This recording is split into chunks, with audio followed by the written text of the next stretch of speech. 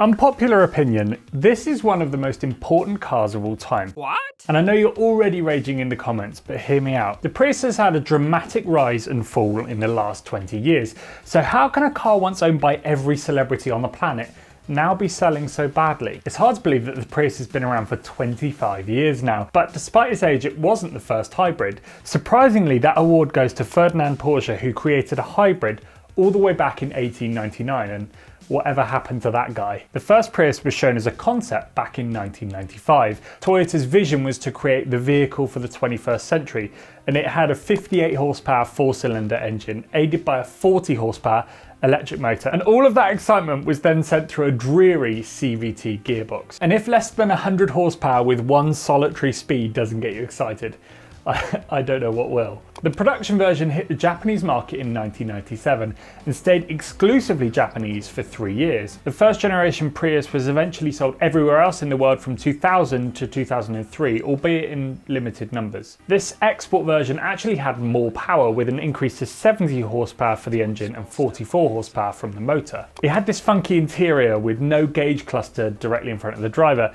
Instead, it was then a central screen as well as a digital monitor on the dashboard for the hybrid system. Toyota's first go at the Prius was okay, but it didn't exactly set everyone's pants on fire. The second generation of the Prius was where its impressive rise really started. Toyota switched it from a sedan to a hatchback, made it bigger and improved the battery. It was a considerable step up over the original. It was more modern, more spacious and quicker, though still not much more quicker than walking. It retained this weird interior with an even wider horizontal digital display offset from the driver. And all of this design tweaking really worked. Prius sales in the US quadrupled between 2003 and 2005, and then reached a peak of 236,000 cars a year in 2012. Impressive numbers for a really ugly hybrid. And yes, Ford's F-Series truck sold almost 3 times that, but it's still impressive that a hybrid hatchback was the 14th best-selling car in the US, putting it above the VW Jetta and the Ford Explorer. And perhaps one of the weirdest things about all of this is that it was really popular with celebrities. Leonardo DiCaprio, Tom Hanks, Ryan Gosling, Matt Damon, Jennifer Aniston are all part of the long list of famous Prius owners. And despite the car itself being hardly cool, the Prius somehow became trendy among the rich and the famous. It was the car to be seen in if you wanted to show how conscious you were of your carbon footprint. Paparazzi was silently being mowed down as the streets of Hollywood were crammed full of celebrities creeping along in EV mode. So why was it so popular? How can something as visually unappealing as the Prius suddenly moonrocket in sales? Unfortunately, not everyone is a car enthusiast. We might think it's ugly, slow and mundane, but not everyone cares about that. And a lot of people just want the most economical car possible to save money. For many, cars are just a necessity for transportation, but they're not really something they really care about. So when something comes along that can offer 25 miles of free driving on the electric motor, as well as 55 miles per gallon when the engine is on, it's an attractive proposition. And over the years, they've also proved to be ridiculously reliable. Owners have claimed that they've seen more than 200,000 to 300,000 miles and more with just basic maintenance. And there's no wonder that the Prius is so popular with Uber drivers.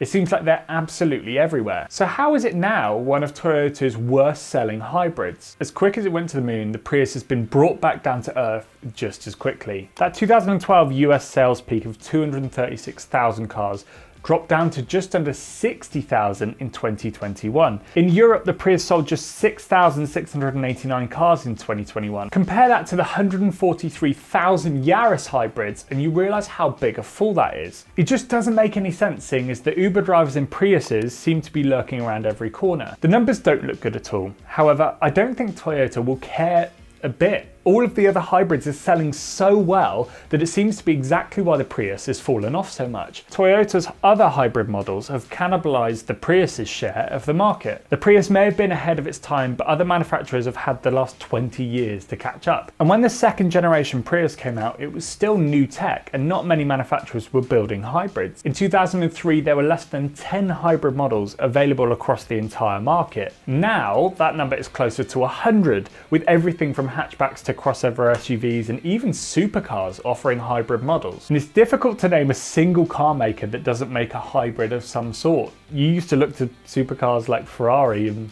Well, they sell a lot of hybrid models now. The Prius is now firmly at the back of the line that it started 20 years ago. The increasing popularity of electric cars doesn't help either. The celebrities intent on showing their love for the environment are now driving around in Teslas, and more electric cars are being offered as sensible alternatives. They don't need fuel at all. And the switch of hybrids to full electric will only get quicker as the infrastructure to support EVs improves. And now to my point about it being one of the most important cars ever. Despite not being the first ever hybrid, it was definitely the car that put the technology on the map. The Prius model is now synonymous with the term hybrid. Try and explain to someone how a Porsche 918's electric motor system works and they'll probably go, well, that's a bit like a Prius then. I'm not sure whether that's a good thing for the Prius or a bad thing for the Porsche. I don't know. Think of how many hybrid performance and supercars there are that use a similar type of technology. Ferrari, Porsche, and McLaren have all used hybrid tech in their flagship models in one way or another. So that tech is now trickling down to the more everyday performance cars. And though the Prius wasn't exactly quick, it was way ahead of its time. The Prius also acted as a stepping stone for electric cars. It takes old school internal combustion engines with futuristic electric motors and adds them together to make it more efficient. In terms of emissions, the obvious step is to cut out the oily, dirty, smoky bit altogether. And the Prius gets a lot of hate, but maybe it doesn't deserve it. If you enjoyed this video, make sure to check out these other videos we think you'll love, and make sure to subscribe, and I'll catch you in the next one.